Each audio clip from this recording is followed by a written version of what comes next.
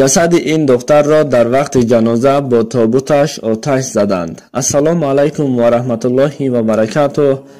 تماشابینان عزیز، این قصه از شبکه‌های اجتماعی گرفته شده است. نگاره صبح بر وقت برای بابایش چای و نان گرفته سوی ادیر راه گرفت. در اطراف هیچ کس نیست. تیز تیز راه می رفت که ناگهان یک سگ افچرکه را دید که چشمانش سرخ و به سوی این نگاه میکرد. دید و در جایش ایستاد. سگ به این نگاه کرده خرس میکرد. نگاره از هیبت سگ گذشته نتونسته در جایش می ایستاد. سگ هم باشد از جایش نمی جنبید. نگاره علاج کرده از سگ گذشتنی شد، اما سگ به او حمله کرده از پایش گزید. نگاره سمکه‌ای که در دست داشت سگ را زد و گذشته تیز راه گشته رفت. نزد بابایش رسیده رفته سمکه دستش را به بابایش داد و خودش به قفا، یعنی به خانه زود برگشت.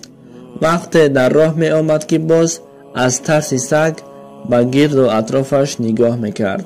سگ نمی تافت. راهش را دوام می داد که یک باره در جایش ایستاد شده موند. چشمش به سگ رسید، به همان سگی که او را گزیده بود. او در قد راه مرده خواب بود.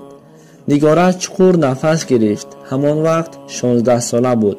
به نهایت دختر زیبا و مناسب ملت ترک بود. خانه آمد، جراحتش را با پرکس شست و به هیچ کس نگفت. به اعتباری کرد. روز تا روز تنهایی را میخواست. مادرش حال دخترش را پی برده روزی از پس دخترش او را میپایید. نگاره چایی که در پیاله بود مثل سگ می نوشید. مادرش در را گشوده به خانه داخل شد.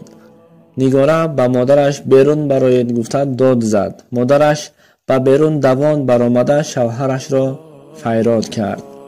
واقعه شده را گفت. پدرش نگاه کرد که دید نگاره مثل سگ نفس کشیده سگ بر این آب می نوشید.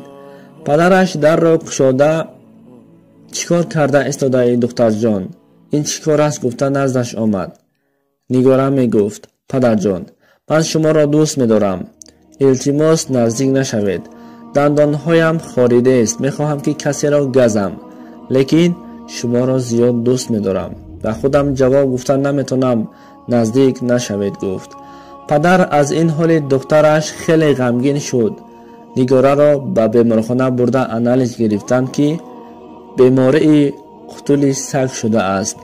این در دوای نداشت. دخترش خیلی غمگین شد. نگاره روز تا روز مثل سگ رفتار کرده زبانش را بیرون میکرد. دکتران پدر و مادرش را فریاد کرده دیگر راه دعوا ندارد. تنها یک راه هست که بعد مردن خلاص می شود، یعنی که راه تنها مردن را گفتند. پدر طاقت نکرد و بیرون برآمد. مادرش به خاطر دیگر فرزندهایش راضی شد. مادر نگاره بار آخر دخترش را دیدن خواست و دکتران اجازه داد. مادر نزد دخترش آمده نشست و با دخترش آهسته الله می گفت. داد و فیغان کشید و گریان شد. نگاره دست و پایش بسته بود. می گفت مادر جان گریه نکنید، شما را دوست می دارم. و گفت که من تشنه ماندم. مادر کمی آب را به پخته تر کرد و نزد لبانش گذاشت. نگاره باشد چشمش را آهسته پوشید و الکی دنیا را ترک کرد. جسد نگاره را در آتش سوزاندند. پدرش ای واه ای فلک، برای پدر و مادر از این دیده غم و غصه هست و به قسمت دخترش طاقت نکرده از بین چند روزی گذشت. با غم و درد و پر ارمان از پس دخترش روان شد، یعنی که پدرش نیز وفات کرد.